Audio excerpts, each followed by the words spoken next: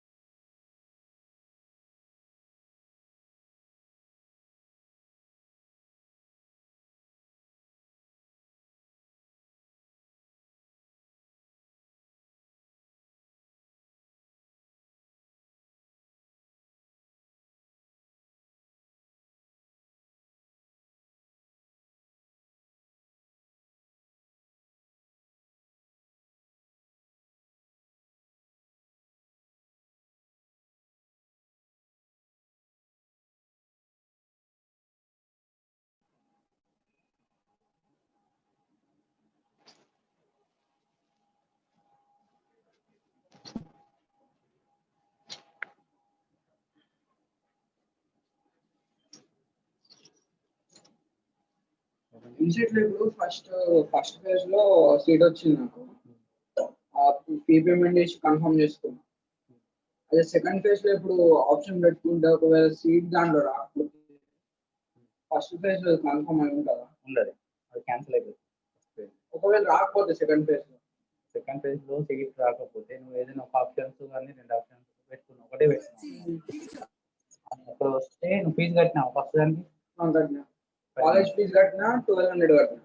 Okay, college fee కట్టినావు కదా, ఒకటే పెట్టుకో, ఎక్కువ ఆప్షన్స్ పెట్టుకో. అదే 4 పెట్టుకున్నాను. రాకపోతే నువ్వు పెట్టుకున్నాక రాకపోతే పాత ఉంటుంది, వస్తుంది. ఫస్ట్ ఫేజ్ లో ఉన్న కాలేజ్ వస్తుంది. ఒకవేళ వచ్చింది అనుకో అది క్యాన్సిల్. రాకపోతే మాత్రం నీకు ఇది వస్తుందా జూన్ లో? సౌండ్ వినబడతలేదు చూడు, ఎట్లా అది జూన్ లో ఐడియా ఉంది సార్ మాట్లాడుతున్నాడు ఎట్లా? నేను సౌండ్ నాది కూడా అన్మ్యూట్ ఉండాలి, మ్యూట్ ఉండాలి. మ్యూట్ మీది మ్యూట్ లేదు. మీది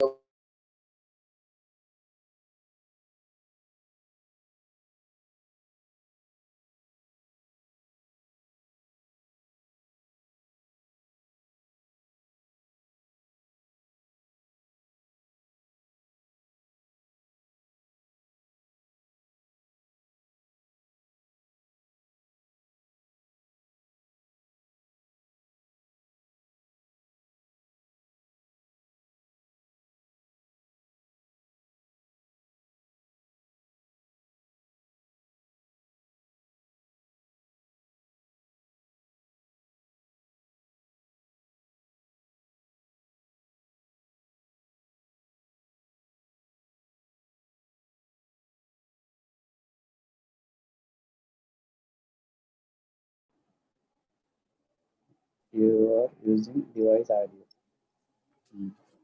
Okay. మాట్లాడట్లేదు. స్టార్ట్ కాలేదు.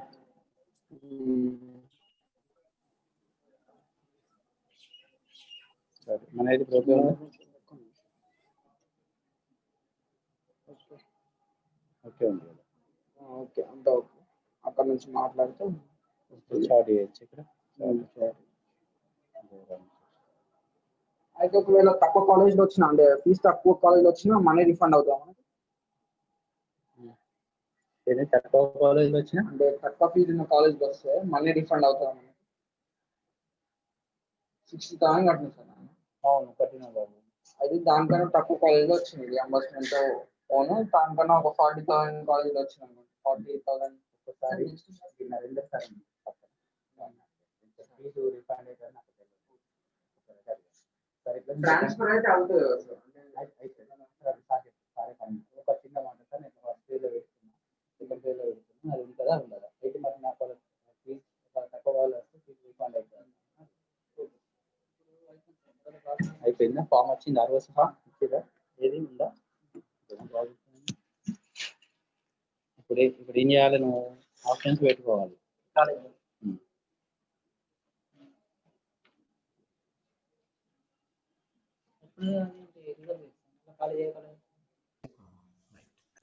హలో రంగప్రసాద్ గారు, నేను మాట్లాడేది వినిపిస్తుందా? సార్ వినబడుతుంది సార్, ఇప్పుడు వినబడుతుంది సార్. జయరామ్ కృష్ణ వినబడుతుంది సార్.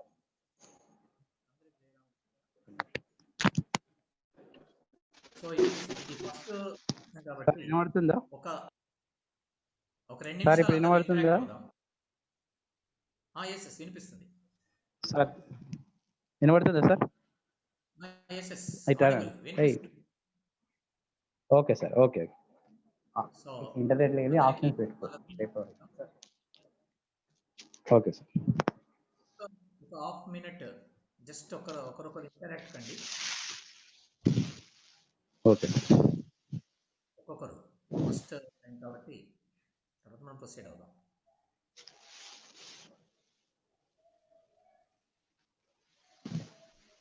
హాఫ్ మినిట్, ఎక్కువ టైం తీసుకోకుండా.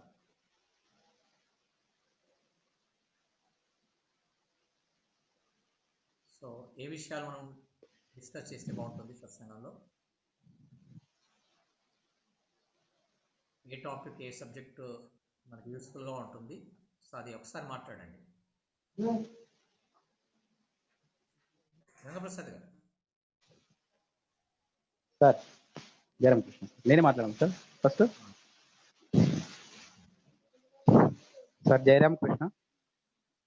సో అందరికీ నమస్కారం. నా పేరు గంగా ప్రసాద్, నేను పాలిటెక్నిక్ లెక్చరర్ని. సో ఈ హ్యూమన్ ఎక్స్పీరియన్స్ గురించి స్వామి వివేకానంద ఐడియాలజీ ప్రకారం ప్రజెంట్ ఏంది ఆ అంశాలపైన, అంటే youth at the same time మన ఏజ్ పర్సన్స్ కూడా ఎలా ఉండాలి, అంటే హ్యూమన్ ఎక్స్పీరియన్సీ గురించి మాట్లాడితే బాగుంటుంది సార్ నా ఉద్దేశంలో. ఎందుకంటే ప్రజెంట్ డేస్లో అంటే మనం ఒక సిక్స్ మంత్స్ నుంచి పాండమిక్ కేసులో ఉన్నాము. So what we doing, okay sir, ఈ పాండమిక్ కేసులో ఉన్నాం 6 months నుంచి. సో ఈ సందర్భంగా మన యాక్టివిటీస్ ఒక యాజ్ ఏ వివేకానంద ఫాలోవర్స్గా మన యాక్టివిటీస్ ఏంటి, మన థింగ్స్ ఏంటి అనే వాటి గురించి చర్చిస్తే బాగుంటుంది సార్. ఎందుకంటే we are follow of Ramakrishna principles. So ఇప్పుడున్న సిచ్యువేషన్లో మనం కూడా ఒక ఐడియల్గా ఉండడం ఎంతవరకు అనేది ఒకటి.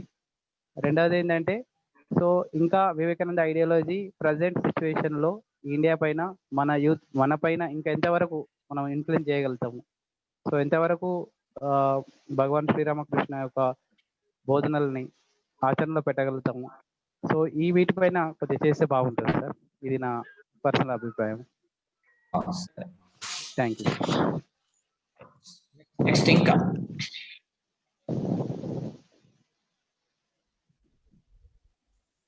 వినయ్ గారు ఉన్నారు. ఇంకా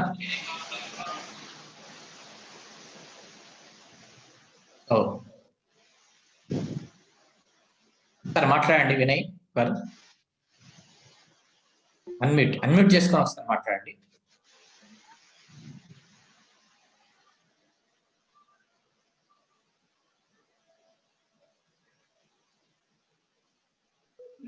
సార్ వాయిస్ వినపడట్లేదు. అర్చన వినబడుతుంది. ఎస్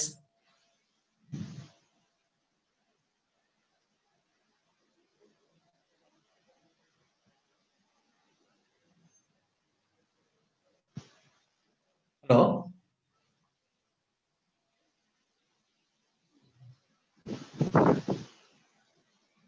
సార్, వాళ్ళు స్టూడెంట్స్ ఉన్నట్టున్నారు, మిగతా వాళ్ళని సరే సార్.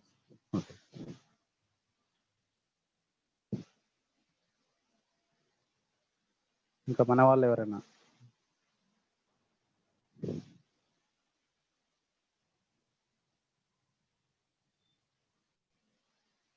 ఆఫ్ కోర్స్ మనం పర్సనల్ గా వాళ్ళతో మాట్లాడలేదు, అవును సార్, ఓన్లీ మెసేజ్ పెట్టాం. అవును సో కాబట్టి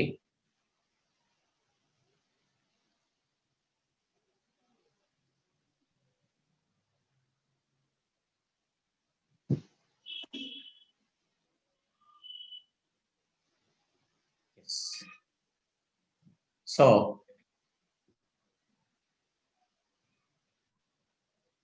స్వామీజీ చెప్పినట్టుగా let us not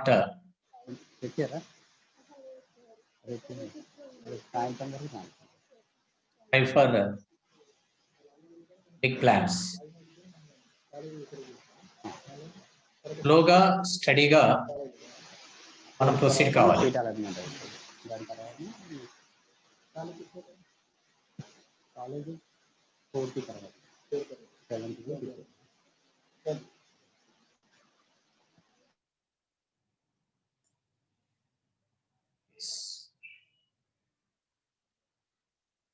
సో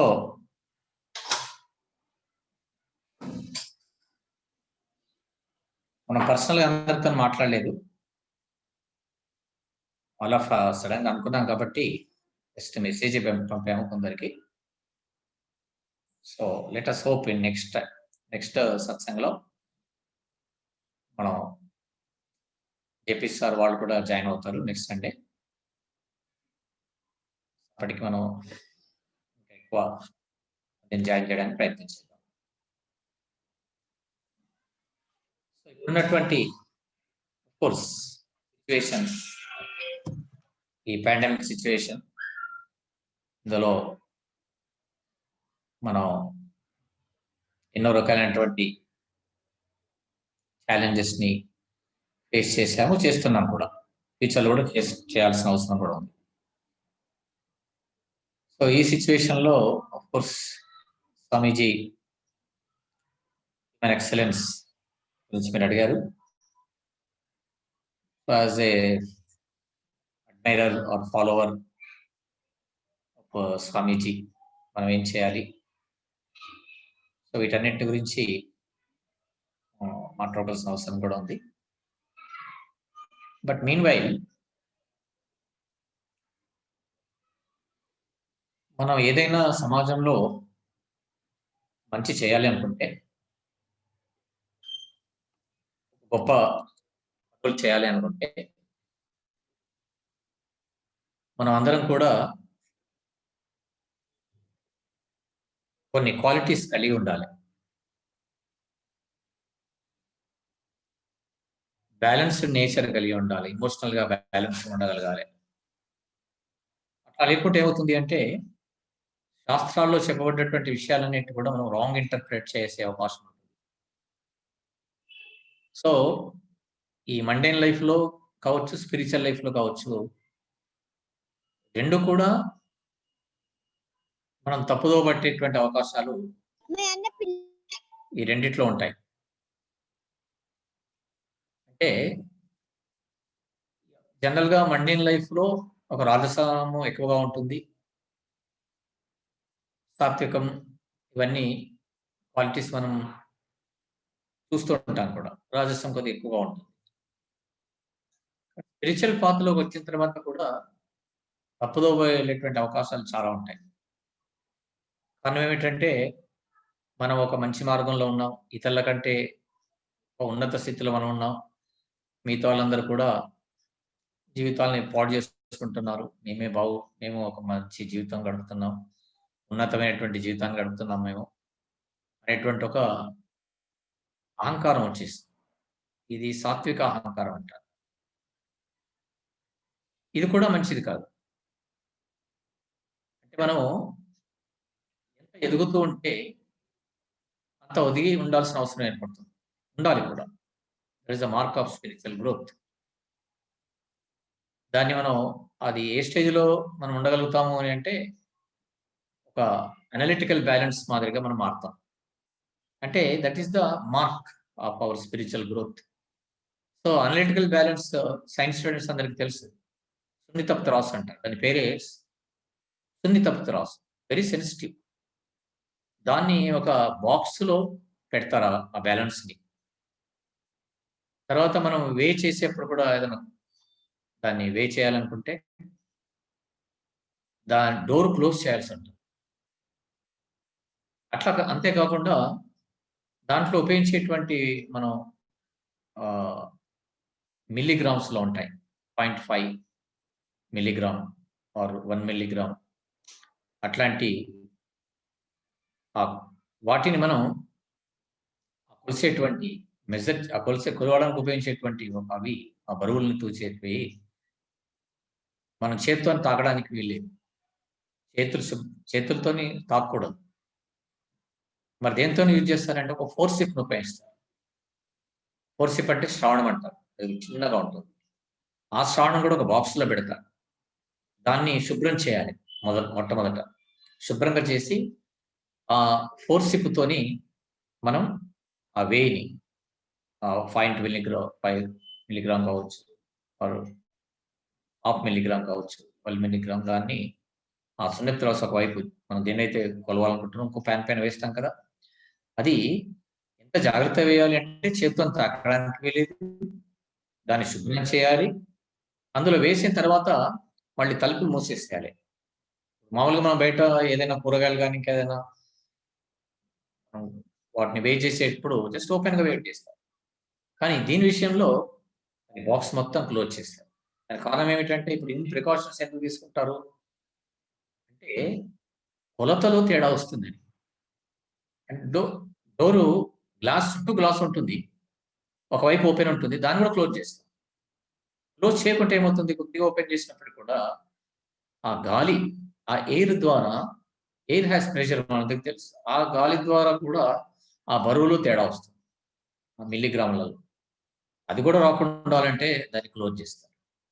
అట్లాగే మనం చేత్తోని ఆ బరువును అక్కడ వేసామని మన చేతికి డస్ట్ ఉంటుంది, ఆ డస్ట్ తో కూడా ఆ కొలతలో తేడా వస్తుంది. అవన్నీ రాకుండా ఉండాలంటే ఇన్ని జాగ్రత్తలు తీసుకోవాలి. Clear? In the same way spiritual life లో కూడా, ఆధ్యాత్మిక జీవితంలో కూడా మనం ఎంత ముందుకు వెళుతూ ఉంటే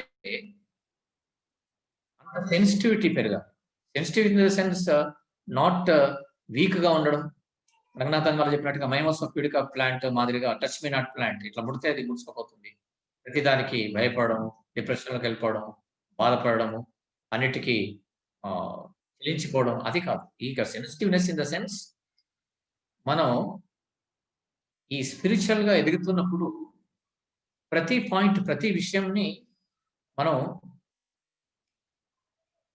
సమాజం విషయంలో, అట్లాగే ఇంటర్నల్ గా మనం ఎదగడం విషయంలో ఏదైనా తేడా వస్తుందా అని మనం ఆలోచించాలి. అంత సెన్సిటివ్ అంటే ఇందాక చెప్పినట్టుగా ఈ జాగ్రత్తలు తీసుకోకపోతే కొలతలు తేడా వస్తుంది. ద సేమ్ వే స్పిరిచువల్ గా కూడా మనం ఎదుగుతున్న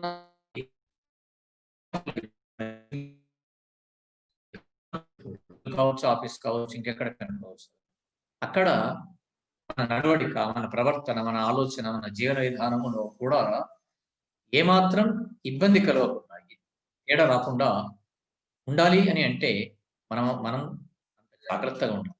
కొలతలో ఎంత జాగ్రత్త తీసుకున్నామో అట్లాగే స్పిరిచువల్ లైఫ్ లో కూడా మనకన్నీ అంత ఎదుగుతూ ఉంటే అంత సెన్సిటివ్నెస్ పెరుగుతాం.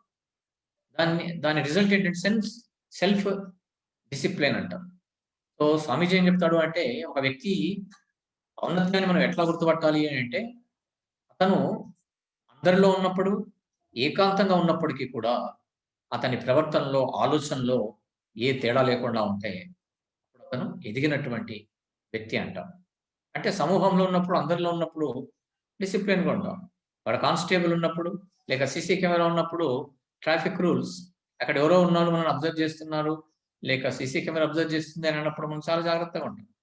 బట్ ఏమీ లేనప్పుడు, ఎవరూ లేరు, బట్ ఆ సమయంలో నీవు ఎట్లా ఉంటావు, ట్రాఫిక్ రూల్స్ నువ్వు ఫాలో అవుతున్నావా లేవా? సో ఇది సెన్సిటివ్నెస్ అంటే. అంటే అక్కడ ఒక్క తేడా వచ్చినప్పుడు కూడా నువ్వు అనుకోకుండా ఒక అర్జెంటుగా ఉండి ఎవరు లేనప్పుడు, ఎవరు లేరు, అర్జెంటుగా వెళ్ళాల్సిన పరిస్థితి ఉంటుంది, అనుకోకుండా మనం దాటి వెళ్ళాల్సిన వస్తుంది, దాన్ని ఓవర్లుక్ చేయాల్సిన పరిస్థితి ఏర్పడ్డప్పటికీ కూడా మళ్ళీ మన కాన్షియన్స్ ఏదో తప్పు చేసినాం అని చెప్పడం జరుగుతుంది. అందుకే స్వామీజీ అంటాడు, a man with ideals make 1000 mistakes, a man with ideals make 50,000 mistakes.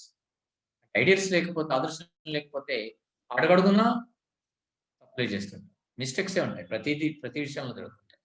అట్లాగే మనం స్పిరిచువల్ గా ఏదైనా సర్వీస్ యాక్టివిటీస్ చేయాలి అనుకుంటే ఒక స్పిరిచువల్ ఆర్గనైజేషన్ లో దానికి సాధన తప్పకుండా చేయాల్సి ఉంటుంది. అట్లా చేయకుండా మనం సర్వీస్ యాక్టివిటీస్ లోకి ఎంటర్ అవుతే అప్పుడు అది షోయి రిలిజన్, నాయిసీ రిలిజన్ గా మారిపోతుంది. అంటే కేవలం ప్రదర్శనకి పరిమితం అయిపోతుంది, గుర్తింపుకే పరిమితం అయిపోతుంది. ఆ తర్వాత మనం దాని ద్వారా మనం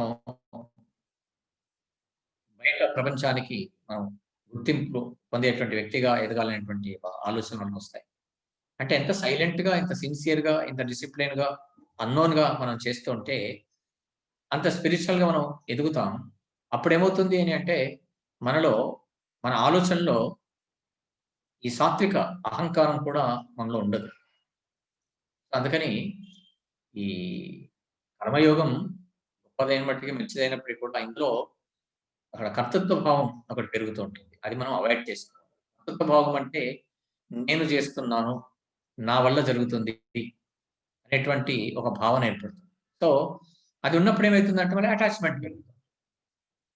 మనం ఏ యోగం తీసుకున్నప్పటికీ కూడా ఇప్పుడు సర్వీస్ చేయడం అనేటువంటిది కూడా అది రియలైజేషన్ కి ఒక పాత్, ఒక మార్గం. భక్తి యోగము, జ్ఞానయోగము, రాజయోగం ఉన్నట్టుగా ఇది కూడా ఒక పాత్.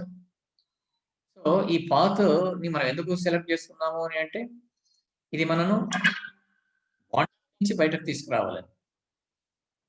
ఆ ఫ్రీడమ్ మనకు కావాలి కాబట్టి. సో ఈ సాధన మనం చేయకుండా, స్పిరిచువల్‌గా మనం ఎదగకుండా, మనం సర్వీస్ యాక్టివిటీస్ చేస్తే ఏమవుతుంది అంటే అది అటాచ్‌మెంట్ పెరుగుతూ ఉంటుంది. సో అందుకని దీన్ని అవాయిడ్ చేయాలి అని అంటే కొంత మనం సాధన తప్పకుండా మన జీవితంలో చేయాల్సిన అవసరం ఉంది. సో అందుకని ఈ 2 కలిసి వెళ్ళాలి. స్పిరిచువల్ సాధన ఉండాలి. అదేవిధంగా మనం సోషల్ సర్వీస్ ఉండాలి. కేవలము కర్మ చేస్తూ ఉంటే అది బంధానికి దారి తీస్తుంటుంది. దానివల్ల కర్తృత్వ భావం ఇందాక చెప్పినట్టుగా నేను అనేటువంటి భావన పెరుగుతుంది. నా వల్ల జరుగుతుంది అనేటువంటి ఒక ఆలోచనలో ఎంత మనం జాగ్రత్తగా ఉన్నప్పటికీ కూడా ఇంట్రిన్సిక్‌గా అది ప్రవోక్ అవుతుంటుంది. సో అందుకని మనం ఈ రెండిటిని బ్యాలెన్స్ చేసుకోవాలి. సో ఆ సెన్సిటివ్‌నెస్ పెరగడం. ఎట్లా అయితే ఈ షుగర్ పేషెంట్ ఉన్నప్పుడు అక్కడ డాక్టర్ మన ఉన్నటువంటి ఇంటెన్సిటీని బట్టి ఎక్కువ ప్రాబ్లమ్ ఉంటే సో ఆ ఫుడ్ ఎంత తీసుకోవాలో దాన్ని డివైడ్ చేసి క్వాంటిటీని తగ్గించి 4 టైమ్స్ 5 టైమ్స్ తీసుకోవాలని అంటారు. ఇన్సులిన్ తీసుకునే పరిస్థితుల్లో అది మెజర్మెంట్ చేసుకొని తీసుకోవాలని అంటారు.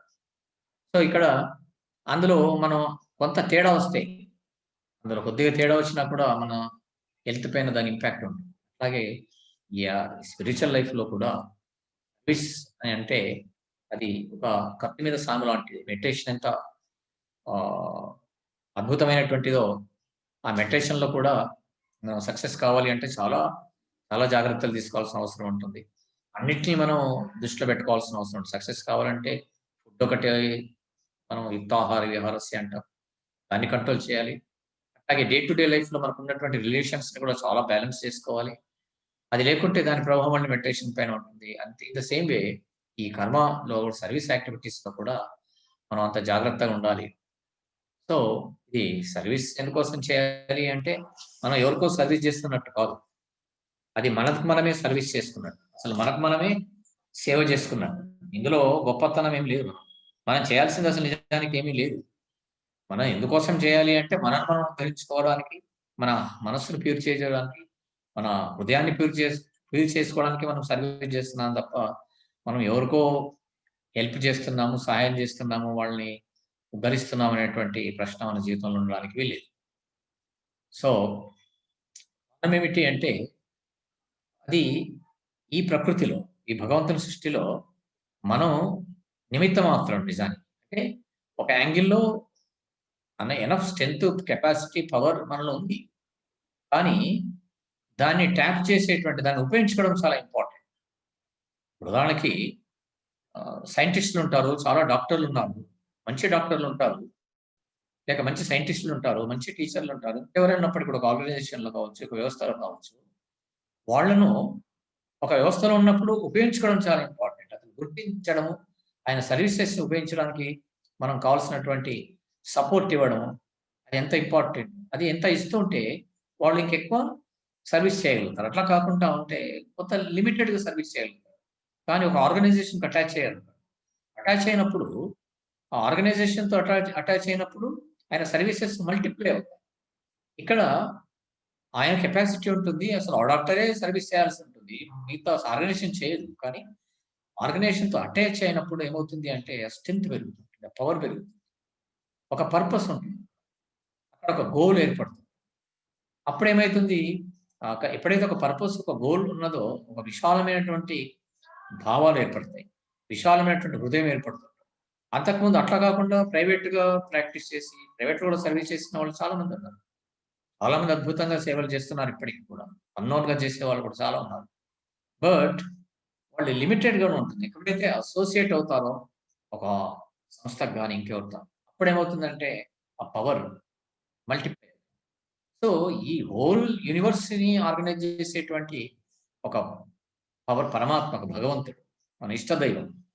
మనం దాంతో మనం అటాచ్ అయ్యి ఉన్నప్పుడు, ఆయన ఫోల్డ్‌లో మనం ఉన్నప్పుడు, అప్పుడు ఆ పవర్ లెక్కలు మనం ఊహించడానికి వీల్లేదు. సో మల్టిప్లై అవుతుంది. అవునా? దానికి మనం ఊహకు అతీతంగా ఉంటుంది. అంటే ఇండివిజువల్ గా ఉన్నవాడు అసోసియేట్ ఒక ఆర్గనైజేషన్ అసోసియేట్ అయినప్పుడు ఆయనని ఆ ఆర్గనైజేషన్ అద్భుతంగా ఉపయోగించుకుంటుంది, అద్భుతంగా అవకాశాలు ఇస్తుంది, సర్వీస్ ని ఎక్స్పాండ్ చేయడానికి స్కోప్ ఎక్కువ. So in the same way the whole universe ని ఆర్గనైజ్ చేసేటువంటి ఒక ఆల్మైటీతో మనం అసోసియేట్ అవుతే ఇంటర్నల్ గా అప్పుడేమవుతుంది అని అంటే ఈ పవర్ జనరేట్ అవుతుంది, అంటే ఆయన ద్వారానే పనులు జరుగుతాయి. అది లేనప్పుడు ఏమవుతుంది అని అంటే సంస్థ ఉంటుంది, వ్యక్తులు ఉంటారు, కానీ సర్వీస్ జరగదు. ఇక్కడ ప్రాబ్లం మీరు అర్థం చేసుకోవచ్చు. అద్భుతంగా సంస్థ ఉండొచ్చు, అద్భుతమైన బిల్డింగ్ ఉండొచ్చు, కానీ యాక్టివిటీ జరగాలి అని అంటే ఏంటి, అక్కడ అక్కడ ఉండొచ్చు, అందరూ ఉన్నారు, టాలెంటెడ్ గా ఉన్నటువంటి వాళ్ళు ఉండొచ్చు, ఇన్నేట్ భగవంతుడు ఆ శక్తి అందరికి ఇచ్చాడు. బట్ అది మేనిఫెస్ట్ కావాలి అని అంటే ఆ భావాలతో తాదాత్మ్యం చెందాలి, ఐడియాలజీతో తాదాత్మ్యం చెందాలి. అంటే ఆర్గనైజేషన్ ఎందుకోసం ఉంది, దాని లక్ష్యం ఏంటి, దాని పర్పస్ ఏంటి, అసలు మనం ఎందుకోసం అసోసియేట్ అయ్యాం ఆర్గనైజేషన్ లో, అది ఆ భావన మనం ఉన్నప్పుడు అక్కడ మనము మన ఈగో కావచ్చు, మన అహంకారం కావచ్చు, మనలో ఉన్నటువంటి ఆ నెగటివ్ థాట్స్ ఏవైనప్పుడు కూడా అవన్నీ కూడా డైల్యూట్ అయిపోతాయి. అందులో నదులు ఉన్నాయి, నది ఇండివిజువల్ గా ప్రవహించినప్పుడు చాలా ఉధృతంగా ఉంటుంది, అల్లకల్లోలం చేస్తుంటుంది, ఫ్లడ్స్ వస్తుంటుంది, ఫ్లడ్స్ తీసుకొస్తుంది, భయానకమైన పరిస్థితి కల్పిస్తుంది. బట్ అది సముద్రంలో కలిసిన తర్వాత అంతే కామ్గా అయిపోతుంది, సముద్ర రూపం అయిపోతుంది. ఆపూర్వమానమచలం సముద్రం ఆప ప్రవిశంతి అంటే ఒక సముద్రంతో కలిసిపోయిన తర్వాత విశాల హృదయుడంటే సముద్రంతో పోలుస్తాడు, గంభీరమైన అంటారు, సముద్ర గాంభీర్యత అంటాడు. సో అసలు అది ఉధృతంగా అయ్యే పరిస్థితి ఉండదు, కానీ దాంట్లో అన్ని నదులు సముద్రంలో కలుస్తాయి, కానీ ఒక్కొక్క నది ఉధృతంగా ఉంటుంది, ప్రాబ్లం కానీ అది అన్ని నదులు సముద్రంలో కలిసిన తర్వాత సముద్రం ఎంత గంభీరంగా ఉంటుంది, శాంతంగా ఉంటుంది. ఎప్పుడో రేరుగా కొన్ని కారణాల వల్ల సునామీ కావచ్చు, మిగతా సమయంలో ఎంత శాంతంగా ప్రశాంతంగా ఉంటుంది. అలలు వచ్చినప్పుడు కూడా మళ్ళీ దీనికి ఆ పరిమితికై వెనక వెళ్ళిపోతుంటాయి. అట్లాగే మనం ఆర్గనైజేషన్ లో వర్క్ సర్వీస్ కరెక్ట్ గా చేయాలి అని అంటే ఆ ఐడియాలజీని మనం ఇంబైబ్ చేసుకోవాలి. అసలు ఆర్గనైజేషన్ యొక్క పర్పస్ ఏంటి, అసలు ఎందుకోసం అది ఉంది, ఆ భావాలు మనం జీర్ణం చేసుకుంటే అప్పుడు మనం అస్తిత్వం అక్కడ ఉండదు, మనం ఆర్గనైజేషన్ గా మనం రిప్రజెంట్ అవుతాం తప్ప మనంగా ఎగ్జిబిట్ కాం. ఎప్పుడైతే ఆర్గనైజేషన్ లో నేను ఇండివిజువల్ గా ఫోకస్ కావాలి, నేను ఇండివిజువల్ గా సమాజంలో గుర్తింపు పొందాలి అని అనుకున్నప్పుడు సర్వీస్ తగ్గిపోతుంది. కానీ ఆర్గనైజేషన్ ఇప్పుడు రామకృష్ణ మఠలో అద్భుతమైనటువంటి స్వామీజీలు ఉన్నారు, ఇంటెలెక్చువల్స్ ఉన్నారు, but they are not known to us. చాలా మందికి తెలియదు, ఒకరికి మించినటువంటి వాళ్ళు ఉన్నారు. బట్ ఆర్గనైజేషన్ ప్రొజెక్ట్ అయింది ఇక్కడ. ఎందుకోసం అంటే వాళ్ళు ఆ ఐడియాలజీ కోసం సర్వీస్ చేస్తున్నారు, దానికోసం వాళ్ళు ఉన్నారు. వాళ్ళు ఇండివిజువల్ గా అక్కడ వాళ్ళకి ఎంత టాలెంట్ ఉన్నప్పుడు కూడా అందరూ కూడా ఎట్లయితే నదులన్నీ సముద్రంలో కలిసినప్పుడు సముద్రం రూపంగా మారిపోతాయి, అట్లాగే ఈ ఇండివిజువల్ కెపాసిటీస్ అన్ని కూడా ఏకత్రం అయిపోయి అది ఎట్లా ప్రొజెక్ట్ అవుతుందంటే ఒక ఆర్గనైజేషన్ రాష్ట్రం అంటే అందరికి తెలుస్తుంది తప్ప బట్ అందులో ఉన్న స్వామీజీలు మెజారిటీ పీపుల్కి తెలియదు, అన్నోన్. ఈ మధ్య ఇప్పుడు ఈ మాస్ మీడియా వల్ల యూట్యూబ్ కానీ ఇంకా దీనివల్ల ఏదో వస్తున్నారు తప్ప బట్ రంగనాథానందరు ఎవరు తెలుసు, ఆయన మోడర్న్ వివేకానంద. ఆల్ ఇంటెలెక్చువల్స్ కి అద్భుతమైనటువంటి ఆ స్పిరిచువల్ ఆస్పిరెంట్స్ అందరికి కూడా ఆయన ఎవరంటే ఈ second Vivekananda. But not no, తెలియదు. మఠం ద్వారా మఠం అంటే తెలుసు, ఆయన ద్వారా మఠం ప్రొజెక్ట్ అయిపోయింది రామకృష్ణ మఠం. ఈవెన్ నిజామాబాద్లో చాలా మంది తెలియదు, హైదరాబాద్ లో చాలా సంవత్సరాలు ఉన్నారు. ఇంటర్నేషనల్ ఫిగర్ అతను, ఒక రాష్ట్రానికి సంబంధించిన కాదు ప్రపంచానికి సంబంధించినటువంటి. బట్ ఎంతమందికి తెలుస్తుంది ఆయన? బట్ అంటే ఇక్కడ సర్వీస్ అద్భుతంగా చేశారు ఇండివిజువల్ కెపాసిటీస్ చాలా ఉన్నాయి. బట్ ఆర్గనైజేషన్కి వచ్చిన తర్వాత ఏమైతుంది, వీళ్ళందరూ కూడా దేనికి ప్రొజెక్ట్ అవుతారు అని అంటే వాళ్ళు ఇండివిజువల్ రికగ్నేషన్ కోసము, ఇండివిజువల్ గా గుర్తింపు కోసం వాళ్ళు ప్రయత్నం చేయరు. ఎప్పుడైతే అక్కడ స్వార్థం ఉంటుందో ఆర్గనైజేషన్ తమ గుర్తింపు కోసం ఉపయోగించుకుంటారో, తమ పలుకుబడి కోసం ఉపయోగించుకుంటారో, దానివల్ల ఏదో మెప్పు పొందాలి, సమాజంలో గుర్తింపు పొందాలి, ఒక గొప్ప ఆర్గనైజేషన్ కాబట్టి నువ్వు పరిచయం చేసుకుంటాను సోన్స్ ఆర్గనైజేషన్ అనగానే నీకు ఒక గుర్తింపు వస్తుంది. దొరికినప్పుడు నువ్వేం చేయాలి అంటే ఆ నీకు గ్రాటిట్యూడ్ నిజంగా ఉంటే దానివల్ల నీకు వాల్యూ వస్తుంది కాబట్టి దాని వాల్యూని డిగ్రేడ్ చేయకుండా అసలు దాని ఐడియాలజీ ఏమిటి, దాని ఆదర్శాలు ఏంటి, దాని లక్ష్యాలు ఏంటి, ఎందుకోసం ఆర్గనైజేషన్ ఏర్పాటు చేశారు, అసలు దాని పర్పస్ ఏంటి అని నీకు మనసులో ఉంటే అప్పుడేం చేస్తావు, నువ్వుగా ఉంటావు, నువ్వు తగ్గిపోతావు, ఒదిగి ఉంటావు, నువ్వు ప్రొజెక్ట్ కావు. అప్పుడేమవుతుంది, ఆర్గనైజేషన్ ప్రొజెక్ట్ అవుతుంది. సో ఇక్కడ జరిగేది కారణం ఎందుకోసం అంటే అక్కడ సాధన లేదు. మొదట చెప్పాను, సాధన లేకుండా అందులో ఎంటర్ అవుతే అహంకారం వస్తుంది. ఆధ్యాత్మికతమైనప్పటికీ కూడా మళ్ళీ తప్పుదో పట్టేస్తుంది. దాని బదులు ఈ మామూలు లైఫ్ జీవించేది బెస్ట్ అంటారు. వాళ్ళలో ఒక తెగింపు ఉంటుంది, కట్టుబడి ఉంటారు. బట్ ఇక్కడ వాళ్ళు రెండింటికి చేత అంటే దేనికి సరిపోరు. అంటే ఇథోభ్రష్ట తథోభ్రష్ట అంటే నా ఘర్కా నా ఘాట్కా అని ఒక హిందీలో సామెత ఉంటుంది. ఇథోభ్రష్ట తథోభ్రష్ట అంటే ఇక్కడ వాళ్ళకి గ్రోత్ ఉండదు, అక్కడ గ్రోత్ ఉండదు. అంటే వాళ్ళకి ఆ యాక్టివిటీస్ ఉన్నప్పుడే, యాక్టివిటీస్ ఉంటే గుర్తింపు ఆనందంగా ఉంటుంది. అది లేకుంటే ఫిష్ అవుట్ ఆఫ్ వాటర్. దానికోసం వెయిట్ చేస్తుంటారు. అంటే ఎవడో ఒకటి ఆర్గనైజ్ చేస్తే వీళ్ళందరూ ఈగలు వాళ్ళన్నట్టుగా వచ్చేస్తారు. బట్ ఇక్కడ చేయాల్సింది ఏమిటి అంటే ఎవరి డ్యూటీ వాళ్ళు చేయాలి, ఎవరి సర్వీస్ వాళ్ళు చేయాలి, ఎవరి కెపాసిటీ తగ్గట్టుగా ఆర్గనైజేషన్ స్ట్రెంథెన్ చేసేటువంటి ప్రయత్నం చేస్తే అప్పుడు అద్భుతంగా డెవలప్ అవుతుంది. అందుకే రంగనాథన్ వాళ్ళు అంటారు, నువ్వు ఏ స్థాయిలో ఉన్నప్పటికీ కూడా, ఒక టీచర్ కావచ్చు, ఒక డాక్టర్ కావచ్చు, ఇంజనీర్ కావచ్చు, ఒక రైతు కావచ్చు, ఒక చెప్పులు కొట్టే వ్యక్తి అయినప్పటికీ కూడా నేను దేశానికి సేవ చేస్తున్నాను అనేటువంటి భావన, నా వల్ల ఈ దేశానికి మంచి జరుగుతుంది అనేటువంటి ఒక చిన్న ఆలోచన నీలో ఉంటే ఆ సర్వీసు అది సర్వీస్గా మారుతుంది, అది యోగంగా మారుతుంది. అంటే అదే ఉంటుంది, బట్ దాని ఫోకస్ చేంజ్ అవుతుంది, ఆలోచన విధానం మారిపోతుంది. ఒక టీచరు ఒక నూకల్ కార్నర్ ఒక ఏదో దూరంగా ఉన్నటువంటి విలేజ్కి పోస్టింగ్ వచ్చింది అని అనుకుంటే బాధపడుతూ ఏడుస్తూ పోవడం కాదు. నూకల్ కార్నర్ విలేజ్లో సమాజానికి అంటే సిటీకి దూరంగా ఉన్నటువంటి మారుమూల ప్రాంతాల్లో వాళ్ళకి చదువు చెప్పేటువంటి అవకాశం, వాళ్ళకి కావాల్సినటువంటి నాలెడ్జ్ ఇచ్చేటువంటి అవకాశం నాకు భగవంతుడు ఇచ్చాడు అని నేను ఒక ఫోర్స్గా వెళ్తున్నాను. నేను ఒక వ్యక్తిగా వెళ్ళట్లేదు, ఒక ఫోర్స్. అంటే ఈ దేశ భవిష్యత్తులో, దేశ నిర్మాణంలో నా రోల్ ఒకటి ఉంది, నేను కూడా ఒక part and parcel of nation development అనేటువంటి ఆలోచన నీలో ఉన్నప్పుడు అప్పుడు ఏమవుతుంది, నీ వర్క్, ఆ కర్మ యోగంగా మారుతుంది. అప్పుడు నీకు అహంకారం రాదు, నేను చాలా చేస్తున్నాను, గొప్పగా చేస్తున్నాను అని అనవు. అప్పుడు ఏమవుతుంది, you are a part and parcel of that. అంటే ఒక పెద్ద వ్యవస్థలో ఒక భాగంగా అది జరగాలి. అట్లా కాకుండా వ్యక్తిగతంగా నేను అక్కడ నేనేమేం చేస్తున్నాను సమాజానికి తెలియాలి, అందరికీ అర్థం కావాలి అని అన్నప్పుడు అప్పుడు ఏం చేస్తాము, మనం చేసేటువంటి ప్రతి పని వెనుక ఒక స్వార్థం ఉంటుంది. ప్రతి పనికి వెనుక నువ్వేం కోరుకుంటావు అంటే నాకు గుర్తింపు రావాలి, రికగ్నిషన్ రావాలి. అంటే ఇప్పుడు నువ్వు చేసే పని లంచమే అవుతుంది, corruption. It is a kind of corruption.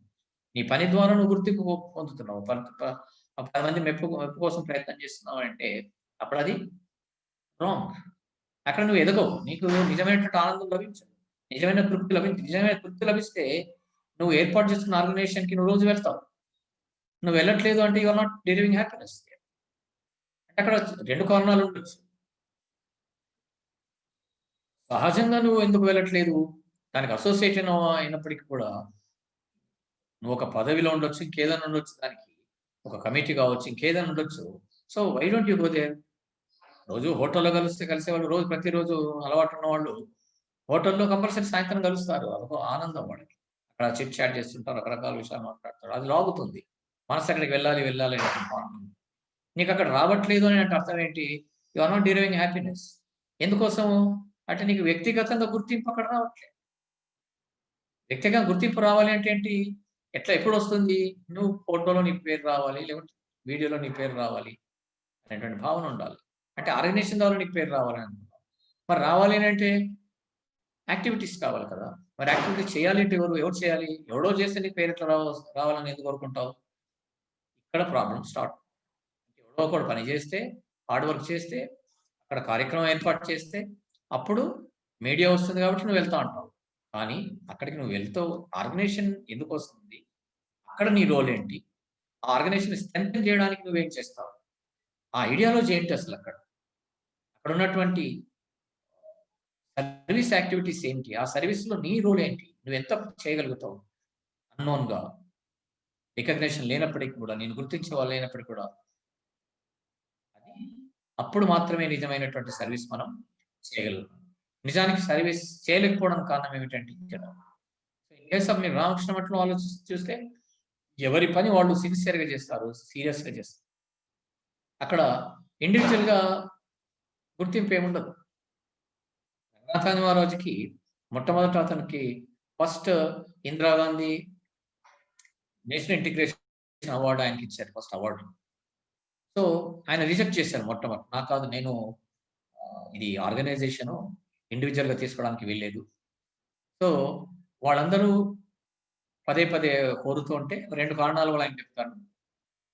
అది ఆర్గనైజేషన్కి ఒక ఆర్గనైజేషన్ రిప్రజెంట్ చేస్తున్నాను కాబట్టి మీరు మట్లో ఒక పార్ట్గా నాకు ఇస్తే నేను యాక్సెప్ట్ చేస్తాను.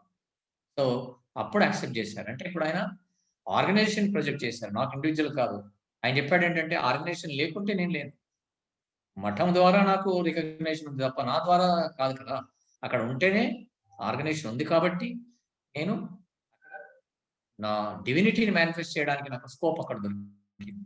అది లేకుంటే లిమిటైజ్ అయ్యేవాడు, లిమిటెడ్గా మనం సర్వీస్ చేసేవాడు. కాబట్టి ఒక నేషనల్ లెవెల్, ఇంటర్నేషనల్ లెవెల్లో మనం సర్వీస్ చేస్తున్నాము అని అంటే దానికి కారణం ఏంటి, దట్ ఆర్గనైజేషన్. అంటే రంగనాథ మహారాజ్ అప్పుడు యాక్సెప్ట్ చేస్తారు.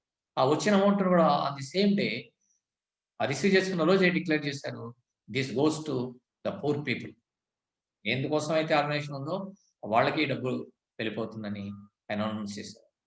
ఆ తర్వాత చాలా ఎన్ని వచ్చినప్పటికీ కూడా ఆయన చెప్తాడంటే నాకు గుర్తింపు ఆర్గనైజేషన్ ద్వారా, మఠం ద్వారా. కాబట్టి మనం సర్వీస్ చేయాలి అని అంటే స్పిరిచువల్గా ఎదగాలి. అందుకని రంగనాథ మహారాజ్ చెప్పిన కొన్ని మాటలను కొద్దిగా చూద్దాం. Going beyond the sensory level is the beginning of human spiritual life. So long as one is tied up at the sensory level, one is still at the animal level only. To all appearance, a human being, but actually an animal. Strength of mind and control of the sensory system are very important for any decent human being. Virtue and morality cannot thrive without this kind of self-discipline. In normal life, difficulties come.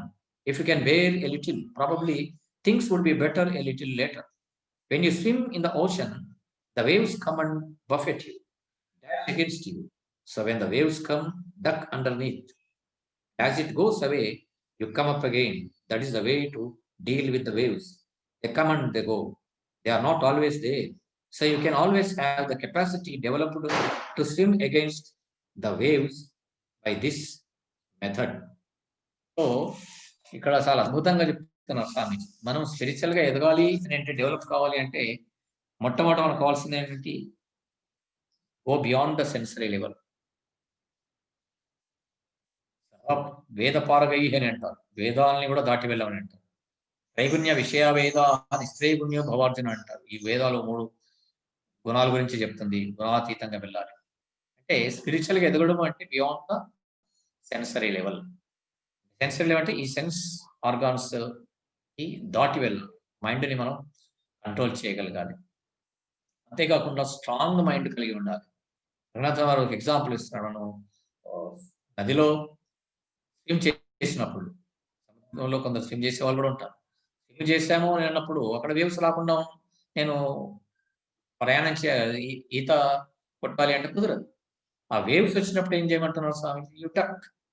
మనం ఎట్లయితే bounce, క్రికెట్లో bounce వచ్చినప్పుడు అతను duck ఇట్లా వంగుతాడు. So అట్లాగే waves వచ్చినప్పుడు మనం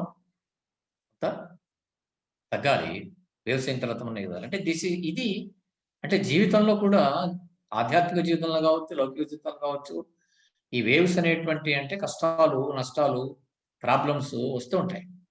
so మనం దాన్ని ఫేస్ చేయగలగాలి అంటే మన మైండ్ స్ట్రాంగ్ ఉండాలి. మైండ్ స్ట్రాంగ్ ఉండాలంటే మనం we should go beyond the sense level. అది లేకుండా ఉంటే ఏమంటున్నాడు Ranganatha Maharaj, you are like a brute. మనం ఒక జంతువులతో సమానమైన, జంతువులకి మనకి తేడా ఏముండదు. So long as one is tied up at the sensory level, one is still at the animal level only. To all appearance a human being, but actually animal. ఉదాహరణకి మనిషి ఉండొచ్చు కావచ్చు, కానీ అతను జంతువుతో సమానం అంటారు. అంటే beginning of human spiritual life అంటే ఆధ్యాత్మిక జీవితంలో మొదటి మెట్టే స్వామిజీ ఏమంటున్నాడంటే we should go beyond the sensory level. అందుకే నేను చెప్పాను, ఎప్పుడైతే మన పర్పస్ అది బియాండ్ ద సెన్సరీ లెవెల్, వీటన్నిటికీ అతీతంగా మనం ఎదగలగాలి. అంటే ఒదిగి ఉంటాం, మనకు తెలిసిపోతుంది మనం చేయట్లేదు. ఒక పవర్ మనని పర్ఫెక్ట్గా వాడుకొని మనను ఈ పనులు చేయిస్తుంది అనేటువంటి భావన నీలో కలిగినప్పుడు ఆటోమేటిక్గా మనం మిరాకిల్స్ చేయగలుగుతాం. అద్భుతమైనటువంటి పనులు ఆంజనేయ స్వామి అతులిత బలధామం అంటారు. అపారమైనటువంటి జ్ఞానం, బుద్ధిమతాం వరిష్టం అని అంటారు. అయినప్పటికీ కూడా అతను అన్ని అసాధ్యాన్ని సుసాధ్యం చేసినటువంటి ఆ బలవంతుడైనప్పటికీ కూడా మళ్ళీ ఆయనకి ఇంటర్నల్ తెలుసు ఆయన వెనక ఎవరున్నారు అంటే రాముడు అంటారు. ఆ రామశక్తి ఆ పని చేస్తుంది అని అంటారు. అందుకని అక్కడ ఉన్న ఆయన రాముడి దగ్గర ఉన్నప్పుడు అతను చాలా ఒదిగి ఉంటాడు, ఏమీ తెలియని వాడిగా, అనామకుడుగా, అమాయకుడుగా ఉంటాడు. కానీ మిగతా సమయంలో సమయం వచ్చినప్పుడు తన వెనుక శక్తి ఉంది కాబట్టి విజృంభిస్తాడు. సో అందుకని ఇప్పుడు ఏమేంటంటే మీరు అన్నట్టుగా ఈ human excellent Swami Vivekananda follow అంటున్నప్పుడు ఆ లాంగ్వేజ్ మనం ఆ సబ్జెక్ట్ చదివాము అని అన్నప్పుడు, ఆయన సాహిత్యం చదివాము అన్నప్పుడు ఆ మనలో థాట్స్, ఆలోచనలు, ఆ శక్తి జనరేట్ కావాలి. We should become a dynamo of spirituality. అది జనరేట్ కావాలి అని అంటే సాధన అందరూ చేయాల్సిన అవసరం ఉంటుంది. ఈ సాధనా జీవితం లేదు కాబట్టి ఈ సర్వీస్ అనేది పెరిఫెరల్గా జరుగుతుంటుంది, పైపైన. సో కానీ సిన్సియర్గా చేసినప్పుడు మన పని మనం చేసుకుంటూ పోతాం. అక్కడ వేరే గుర్తింపు కోసం ఇంకా దానికోసం మన ఆలోచన ఉండదు. సిన్సియర్గా వర్క్ చేసేటువంటి వాళ్ళు అక్కడ ఎందుకోసం చేస్తున్నారు అంటే ఇందాక చెప్పాను, go beyond the sensor level. Sensor level వెళ్ళినప్పుడు అసలు మిగతా ఆలోచన మనకు రావు. ఎవరు పట్టించుకుంటున్నారో పట్టించుకోవట్లేదు, చూస్తున్నారు చూడట్లేదు, గుర్తిస్తున్నారు గుర్తించట్లేదు, అదే ఆలోచనలు రావు. కేవలము తనలో ఉన్నటువంటి ఆ దివ్యానందాన్ని, ఇంటర్నల్గా ఉన్నటువంటి ఆనందాన్ని ఎగ్జిబిట్ చేసుకోవాలి. అందులో ఈ ఎక్స్పీరియన్స్ అతనికి అనుభవంలోకి వచ్చేస్తుంది, ఆనందం వచ్చేస్తుంది. సిన్సియర్గా వర్క్ చేసినప్పుడు ఎంత ఆనందం ఉంటుందో ఆయనకు తెలుస్తుంది కాబట్టి అతను అలా ఒదిగి ఉంటాడు, సిన్సియర్గా ఉంటాడు. ఆ టేస్ట్ రావాలి. రానంత మట్టుకు మన జీవితంలో మనం రియల్గా సర్వీస్ మనం చెయ్యం. లేకపోతే ఏమవుతుందంటే ఏదో గుర్తింపు అన్నిట్లో ఇది అన్ని సంఘాల్లో ఈ సంఘంగా మనం సభ్యులుగా ఉంటాం. అన్నిట్లో అన్ని ఆర్గనైజేషన్లో మనకి ఎప్పుడో ఏదో ఒక కార్యక్రమం అవుతుంది కాబట్టి ఏదో ఒక కార్యక్రమం ద్వారా మనం రోజు మనం సమాజంలో ఉంటాం అనేటువంటి భావన మనకు దాని ఉండడం వల్ల ఏమవుతుందంటే ఇక్కడ దురదృష్టకరమైన విషయం ఏంటంటే ఇప్పుడు ఉన్నటువంటి పరిస్థితిలో ఈ స్పిరిచువల్గా ఎదగాలి అంటే ఈ సెన్సరీ లెవెల్ అంటే అంతేకాకుండా బియాండ్ యువర్ ఫిజిక్, నీ శరీర స్థాయిని కూడా దాటి కొద్దిగా వెళ్ళాలి. ఇప్పుడు మెడిటేషన్లో చేసేది అదే. మొట్టమొదటి ఒక ఆసన సిద్ధి కావాలి మెడిటేషన్లో. నీ మనసు శరీరం పైన ఉంటే, కష్టం పైన ఉంటే మనం నిజానికి మనం మెడిటేషన్ చేయలేము. కాబట్టి ఇక్కడ సక్సెస్ కావాలి అంటే మనం స్పిరిచువల్గా మనం సక్సెస్ కావాలి అని అంటే, ఎదగాలి అంటే మెడిటేషన్లో ఏంటి ఆసన స్థితి మనకు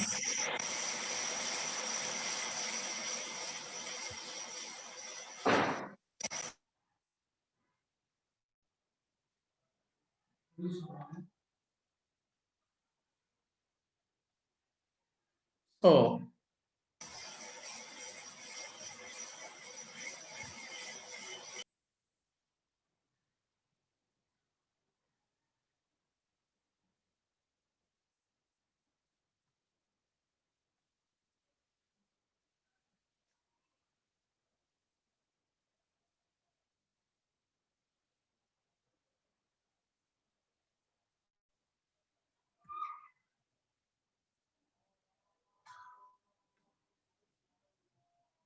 సో ధ్యానంలో మనం మనస్సు ఉన్నత స్థితికి పోవాలి అని అన్నప్పుడు శరీర ధ్యాస ఉన్నప్పుడు ఆసన సిద్ధి అంటాం. అంటే ఉన్నప్పటికీ కూడా మనస్సు అక్కడ ఉండడానికి వీల్లేదు. It goes beyond sensory level అని. సో అట్లాగే కర్మయోగంలో కూడా సర్వీస్లో కూడా మనం ఎదగాలి అన్నప్పుడు మిగతా వాటి నుంచి మనం దృష్టి పెట్టుకోకూడదు. మిగతా ఆలోచనలు మనకు రావు. ఇందాక చెప్పినట్టుగా అప్పుడు మాత్రమే మనం అద్భుతంగా ఎదగలుగుతాం.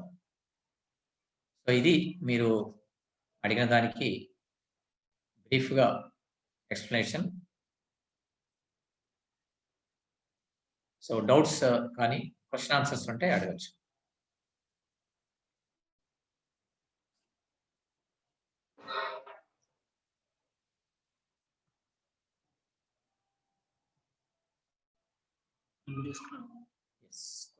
అడిగే వాళ్ళే అన్మ్యూట్ చేసి అడగండి.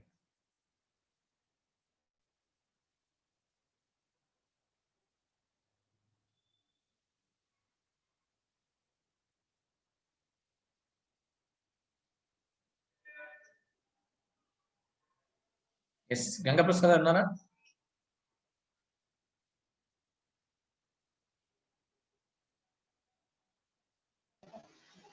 సార్ చెప్పండి. Yes sir. ఇప్పుడు విన్నదాన్ని బేస్ చేసుకొని క్వశ్చన్స్ అడగండి.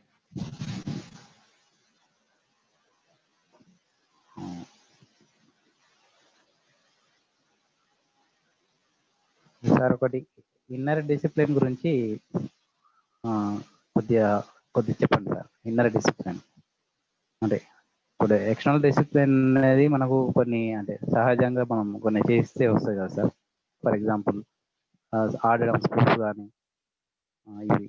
ఇన్నర్ డిసిప్లిన్ అనేది ఎట్లా అలవడుతుంది అనేది కొద్దిగా. హలో సార్, అడుగుతారా? ఇన్నర్ డిసిప్లిన్ గురించి చెప్పండి సార్ కొద్దిగా. ఇన్నర్ డిసిప్లిన్ మీకు తెలిసింది చెప్పండి నాకు ఒక మాట. ఇన్నర్ డిసిప్లిన్ గురించి మీకు తెలిసింది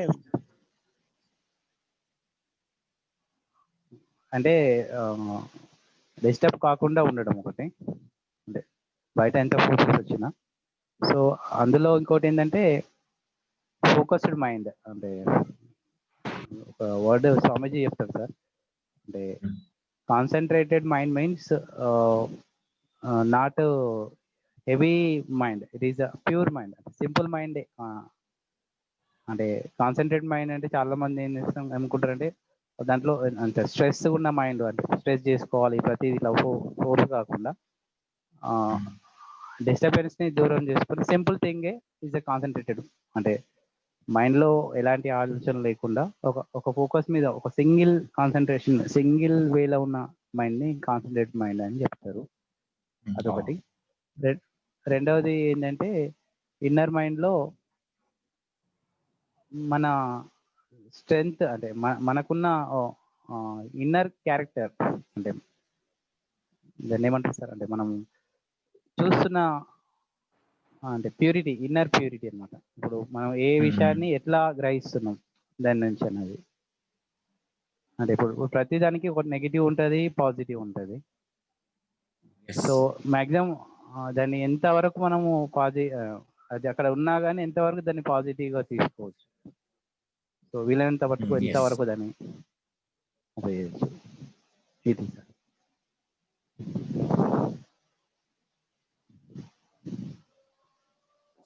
ఇంతే సార్. జనరల్ గా డిసిప్లిన్ అంటే మనకు యాజ్ ఎ టీచర్ గా క్లాస్ లో అంత డిసిప్లిన్ ఉండాలి అని అంటాం. అంటే దాని మీనింగ్ చేంజ్ అయింది. ఇప్పుడు ఇంతకుముందు స్కూల్లో అంతా సైలెంట్గా ఉంది అని అంటే బాగా టీచింగ్ జరుగుతున్నట్టు. కానీ ఇప్పుడు ఇప్పుడున్న పరిస్థితిలో it is utterly non sense. అంటే వన్ వే, టీచర్ చెప్తున్నాడు, పిల్లవాడు వింటున్నాడు అంతే. అక్కడ ఇంటరాక్షన్ లేదు, యాక్టివిటీస్ లేవు, ఆ స్టూడెంట్ జస్ట్ మమ్గా ఉండడం, ఐడియాస్ని ఎక్స్ప్రెస్ చేయకుండా ఉండడం అట్లా. ఇక్కడ డిసిప్లిన్కి మీనింగ్ చేంజ్ అయ్యింది. అంతకుముందు ఇప్పుడు నేను చెప్పినట్టుగా all of pin drop silent ఉంది క్లాస్ అంటే అద్భుతమైన టీచింగ్ జరుగుతున్నది అని ఇంతకుముందు. ఇప్పుడు అసలు టీచింగ్ కరెక్ట్గా జరగట్లేదు అని అర్థం. అంటే ర్యాపోర్ట్ ఇక్కడ ఇక్కడ ఈ డిసిప్లిన్ యొక్క మీనింగ్ చేంజ్ అయ్యింది. అంటే పిల్లవాళ్ళు యాక్టివ్గా ఉన్నప్పటికీ మాటలు ఉంటాయి, అక్కడ ఇంటరాక్షన్ ఉంటుంది, అల్లరి ఉంటుంది. అల్లరి ఉంటుంది అని అంటే వాళ్ళు డిస్కస్ చేస్తుంటారు, ఐడియాస్ని ఎక్స్ప్రెస్ చేస్తుంటారు, యాక్టివిటీస్ చేస్తుంటారు. అంటే they are involved in acquiring the knowledge. అంటే అక్కడ ఏ అలజడి ఉన్నప్పటికీ కూడా, ఏ డిస్టర్బెన్స్ ఉన్నప్పటికీ కూడా, ఏ కదలికలు ఉన్నప్పటికీ కూడా, కానీ జరుగుతున్నది ఏమిటి అని అంటే అక్కడ పర్పస్ సాల్వ్ అవుతుంది. సో డిసిప్లిన్ గా ఉండడము అని అంటే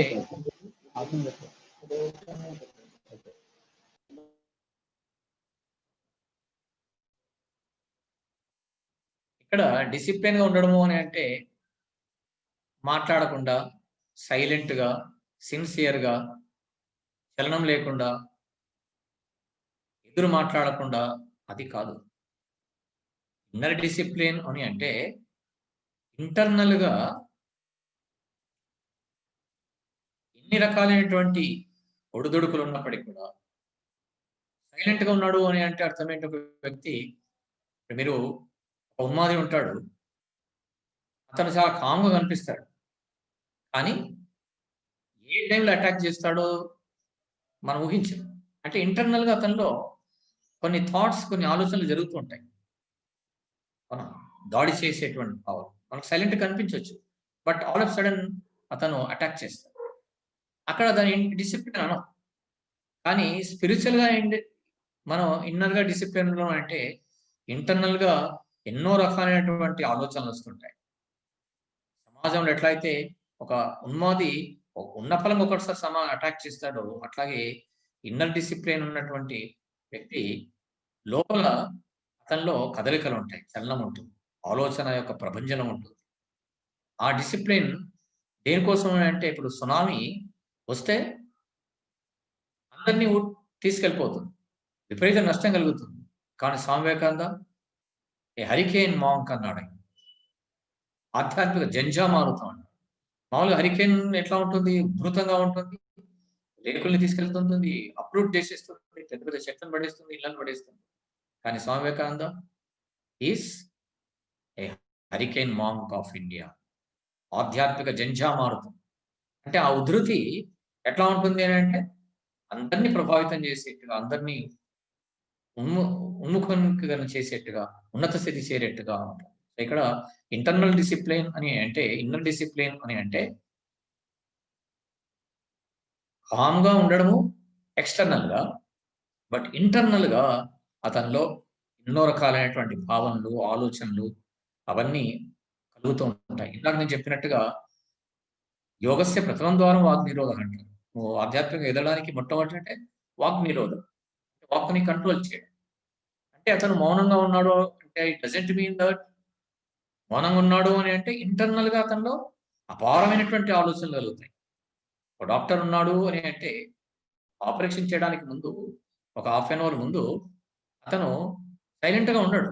అంటే సైలెంట్ ఇన్ ద సెన్స్ బయట కామ్గా ఉంటాడు, సైలెంట్గా ఉంటాడు, కానీ ఇంటర్నల్గా అతనిలో ఎన్నో రకాలైనటువంటి ఆలోచనలు.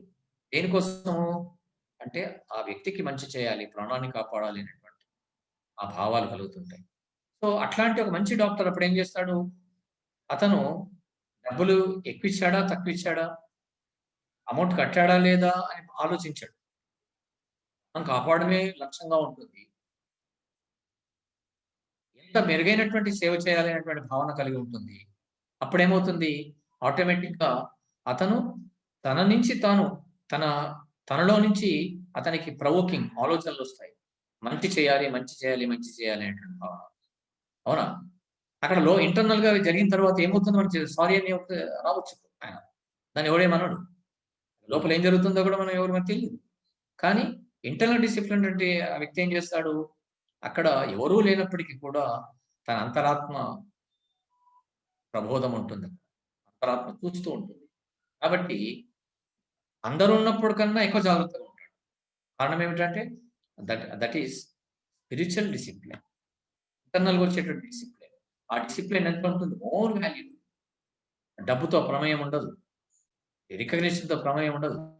జస్ట్ ఓన్లీ ఈ అతని మేధస్సు, ఆ హృదయం రెండు కలిసిపోతాయి.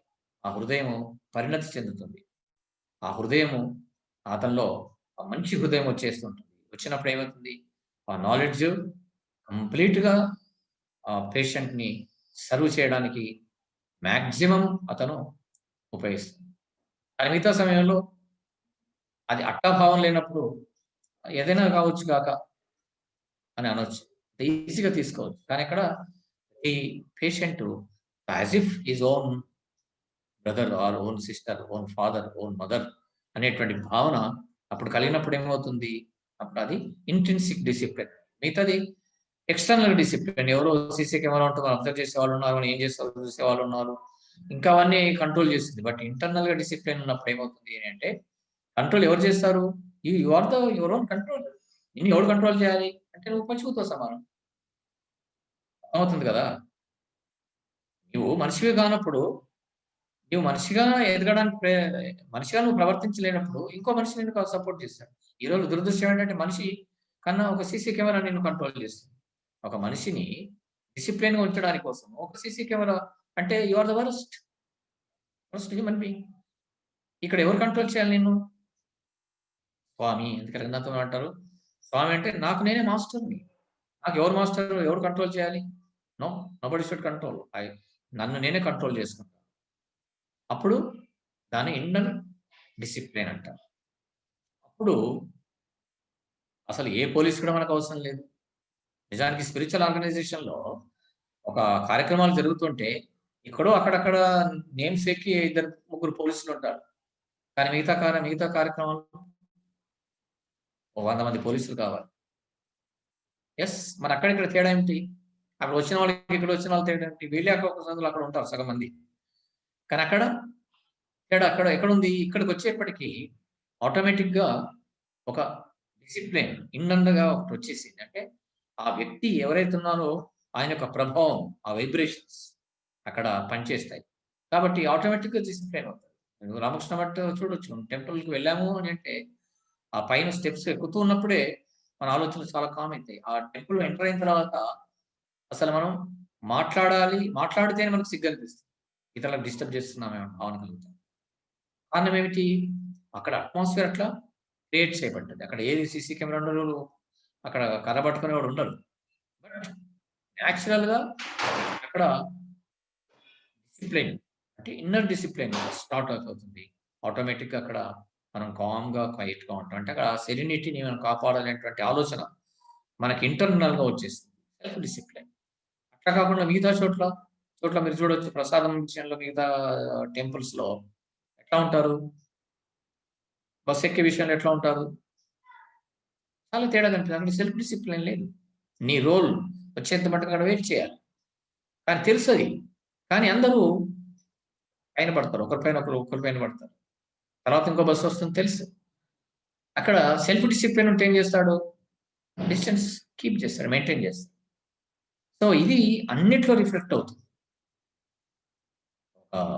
టీచింగ్లో కావచ్చు, నాన్ టీచింగ్లో కావచ్చు, ఏ స్థాయిలో ఉన్నప్పటికీ కూడా ఈ ఇంటర్నల్గా డిసిప్లిన్ ఉంటే ఆటోమేటిక్గా అది స్పిరిచువాలిటీకి గుర్తు. ఆటోమేటిక్ స్పిరిచువల్ చదువుతున్నాం అంటే ఇంటర్నల్గా మనకు ఇన్నర్ డిసిప్లిన్ ఆటోమేటిక్గా మనలో వస్తుంది. క్లియర్?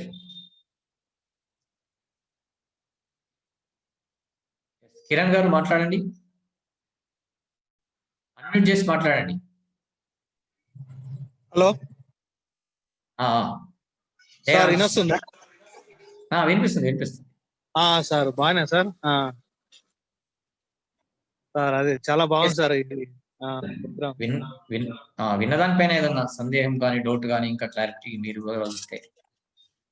అదే బాగుంది సార్. రంగనాథానంద మహారాజ్ గురించి అదే అది బాగుంది సార్. అది వాస్తవం. అది మనం రంగనాథ మహారాజు కూడా అట్లా అప్పుడు మీరు అది మై లైఫ్ మనం సండే సండే చేస్తుండే కదా సార్. అవును. అప్పుడు ద్వారకా నగర్ లా అది అవునవును. అది జ్ఞాపకం మై వచ్చింది. Life is my work.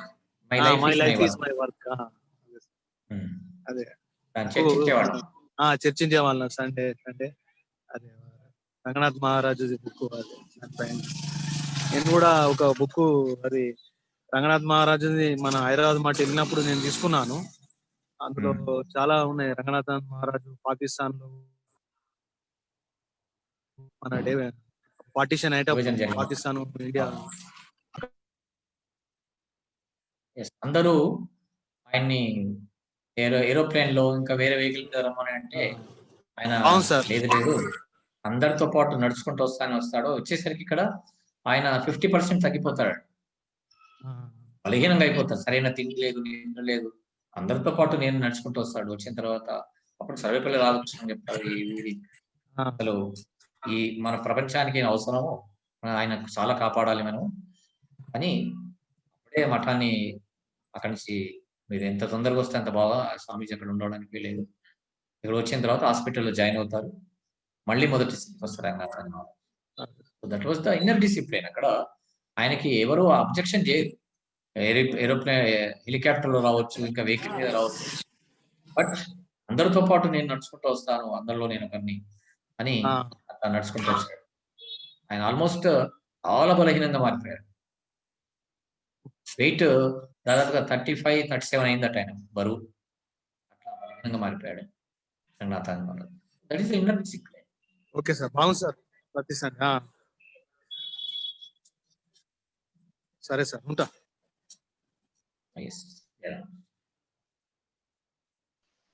Sir, I have one doubt. ask Archana. Sir, ఇప్పుడు మనం ఎప్పుడైనా ఒక దాని గురించి థింక్ చేస్తున్నాం అనుకో, మనకు చాలా థాట్స్ వస్తాయి కదా సార్. అప్పుడు మనం ఇది రైట్ అని ఎలా కరెక్ట్ చేసుకోవాలి సార్? ఈ థాటే మనకు కరెక్ట్, ఇది రాంగ్ అని మనం ఎట్లా కనెక్ట్ చేసుకోవాలి? గుడ్. సో మీరు షాప్కి వెళ్ళినప్పుడు కొనకడానికి వెళ్తారు కదా, అన్మ్యూట్ చేసేయండి. ఓకే.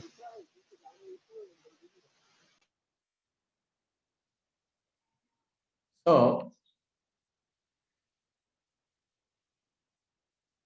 రైట్, మీరు ఒక షాప్కి వెళ్ళారు, ఏదో కొనుక్కోవాలని వెళ్ళారు, అవునా? అక్కడ ఏం చేస్తారు? అక్కడ ఉన్న దాంట్లో మంచిది సెలెక్ట్ చేస్తారు, అవునా? ఎందుకోసం సెలెక్ట్ చేస్తారు మంచిది అంటే, అది వేసుకుంటే మనకు చాలా బాగుంటాము, మంచిగా అనిపిస్తుంది, అందరు మనం మెచ్చుకుంటారు, అంతే కదా. లో క్వాలిటీ, చీప్ క్వాలిటీ, అందులో రేట్ చెప్తారు కదా, 100, 200, 300, 500, 600, ఆ డిజైన్లో అన్నీ ఉంటాయి. మీరు ఏది సెలెక్ట్ చేస్తారు? అందులో మంచిదే సెలెక్ట్ చేస్తారు కదా. అంటే మంచిది సెలెక్ట్ చేసేటువంటి ఆలోచన, విచక్షణ మీకు ఉందా లేదా? అట్లాగే మనం చదువుతున్నాము, ఆలోచనలు వచ్చాయి. అప్పుడు మనకు తెలియాలి కదా, ఈ ఆలోచన చదువుకు సంబంధించిందా కాదా, సబ్జెక్టుకు సంబంధించిందా కాదా, మనకు మంచిదా కాదా. ఎట్లయితే డ్రెస్సు వేసుకుంటే బాగుంటుందా బాగుండదా అని అప్పుడు కొద్దిగా ఇట్లా మామూలుగా చూస్తాము, లేకపోతే అద్దం దగ్గరికి చూస్తాము, ఏదో చేస్తాం కదా, అక్కడ రకరకాల టెక్నిక్స్ మనకు ఉంటాయి. But in the same way ఇతరులు కూడా అడుగుతాం, బాగుందా అని అడుగుతాం. But in the same way మన ఆలోచనలు కూడా మనను, ఆ ఆలోచనలు యాక్షన్గా మారుతాయి. ఆలోచన అంటే ఊరికే ఉండదు, అది ఆలోచనగా ఉండదు, ఆలోచన యాక్షన్గా కన్వర్ట్ అవుతుంది. సో ఈ ఆలోచన యాక్షన్గా కన్వర్ట్ అయినప్పుడు, ఈ సెలక్షన్ ఎట్లయితే కరెక్ట్గా బాగుండాలని అనుకున్నప్పుడు, ఆలోచనలు కూడా మంచి సెలక్షన్ ఉండాలి కదా. ఆ ఆలోచన మనకు ఉండాలి.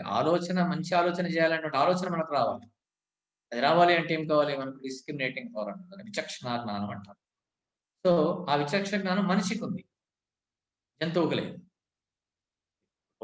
చిన్న ఉదాహరణ చెప్తే మీకు అర్థమవుతుంది. ఇంట్లో మనం ప్రతిరోజు బ్రేక్ఫాస్ట్ చేస్తాం 7 గంటలకు 8 గంటలకు అనుకుందాం. 8 గంటలకు రోజు చేస్తాం. ఆ రోజు ఇంట్లో సత్యనారాయణ వ్రతం అవుతుంది. అయినప్పుడు వ్రతము దాదాపుగా కార్యక్రమం అదంతా అయ్యేప్పటికీ 2:30, 3 అవుతుంది. అప్పటి వరకు నిజానికి రోజు 8 గంటలకు తినేటువంటి వాడు 3 గంటల వరకు కూడా ఈ వ్రతం అయ్యే వరకు మనం తినకూడదు అనేటువంటి భావన మనలో కలిగినప్పుడు అప్పుడు అందరూ ఎట్లా ఉంటారు? అక్కడే కూర్చుంటారు, లేకుంటే ఆడుకుంటారు. ఎక్కడైనప్పుడు కూడా వంటింట్లోకి వెళ్ళరు, దేన్ని తీసుకోరు. కానీ అక్కడే ఒక జంతువు ఉందనుకుందాం. అది కూడా దానికి ఆకలి అయిపోయింది. అయినప్పుడు దానికి కంట్రోల్ విచక్షణ జ్ఞానం ఉండదు. ఆకలి అయింది అని అంటే వెళ్ళి తీసేస్తుంది. ఎలుకలు ఉంటే వెళ్ళి తీసేసుకుంటే, పిల్లి ఉంటే వెళ్ళి పాలు తాగేస్తుంది, కుక్క ఉంటే ఇంకేదో చేసేస్తుంది. ఇక్కడ మనకు ఆ విచక్షణ జ్ఞానం ఉంది కాబట్టి ఈ రోజు ఒక కార్యక్రమం ఉంది, పవిత్రమైన కార్యక్రమం, లేకుంటే భక్తి సంబంధమైన కార్యక్రమం, నివేదన చేసేటప్పుడు మనం తినకూడదు అనేటువంటి ఆ డిసిప్లిన్ విచక్షణ. అంటే ఈ రకంగా చేయకూడదు, ఈ రోజు అట్లా చేయకూడదు అని కంట్రోల్ మనకు. అంటే మిగతా రోజుల్లో ఆకలి బాగుంటుంది, అప్పటికి మధ్యాహ్నం కల్లా 2 సార్లు తింటాం. కానీ ఆ రోజు ప్రొద్దున బ్రేక్ఫాస్ట్ ఉండదు, మధ్యాహ్నం కూడా తినకుండా 2 గంటల వరకు కూడా మన ఆకలిని ఓర్చుకోవాలి. ఎందుకు? బేరింగ్ కెపాసిటీ వచ్చేసింది, విచక్షణ జ్ఞానం వచ్చేసింది. మన థాట్స్, ఆలోచనలు అప్పుడు మారిపోయినాయి. అంతకుముందు తెలియకుండా మనకి ఇష్టమైనది మనం తీసుకుంటాం, ఇంకేదో చేస్తుంటాం. సో ఇక్కడ ఆలోచన మంచిదా కాదా అని ఎప్పుడు తెలుస్తుంది అంటే మనం దాని గురించి ఆలోచించినప్పుడు. అంటే ఆ అవేర్నెస్ మనకు ఉండాలి. అవేర్నెస్ మనకు లేనప్పుడు, ఇప్పుడు ఇందాక ఉదాహరణ చెప్పి నేను క్లోజ్ చేస్తాను. అదే షాప్లోకి మీ చెల్లె ఉందనుకోండి, మీ తమ్ముడు ఉన్నాడు, 2 సంవత్సరాల పిల్లవాడు. అతను ఏం చేస్తాడు? ఏది ఇస్తే అదే, 200ది కాదు, 2 రూపాయలు కొనిచ్చినా కూడా తీసుకుంటాడు, అదే గొప్పగా అనుకుంటాడు. అక్కడ అతనికి విచక్షణ లేదు, మంచి చెడు, ఏది మంచి ఏది మంచి కాదు. కానీ ఇక్కడ నువ్వు ఎదిగినప్పుడు ఏమవుతుంది? నాకు సూట్ అవుతుందా కాదా, అందరు నన్ను మెచ్చుకుంటారా లేదా అనేటువంటి ఆ ఆలోచన, పరిణతి, మెచ్యూరిటీ. అది మరి మిగతా అన్నిట్లో విషయాలు ఎందుకు ఉండదు? అక్కడ కనిపించినప్పుడు అన్నిట్లో అట్లాగే ఉండాలి కదా. దాన్నే తస్మాత్ జాగ్రత్త జాగ్రత్త అంటే. దీనికోసం ఏం చేయాలి అంటే మనం ప్రేయర్ చేయాలి, మెడిటేషన్ చేయాలి, మంచి పుస్తకాలు చదవాలి, సత్సంగం చేయాలి, మంచి వాళ్ళతో మనం కలవాలి. ఇవన్నీ చేస్తూ ఉంటే ఇప్పుడు మనకు ఆ విచక్షణ జ్ఞానం మనకు పెరుగుతుంది. ఓకే,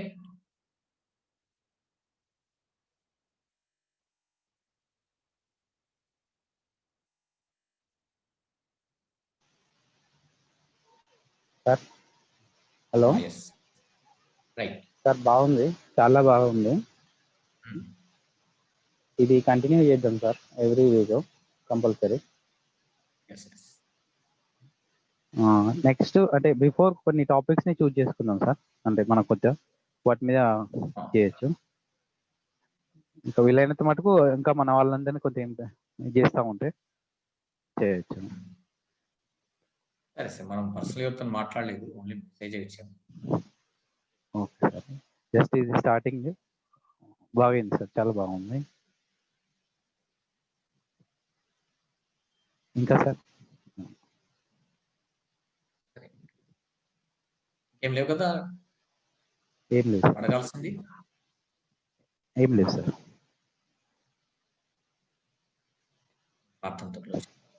సరే. జై భగవాన్ శ్రీరామకృష్ణ దేవ్ కి జై. జై శ్రీ శారదామాయి జై. జై శ్రీ స్వామి వివేకానంద మహారాజ్ జీ కి జై. జై శ్రీ స్వామి రంగనాథానంద మహారాజ్ జీ కి జై. లోకా సమస్తా సుఖినో భవంతు, సర్వే జనా సుఖినో భవంతు. శ్రీరామకృష్ణార్పణమస్తు.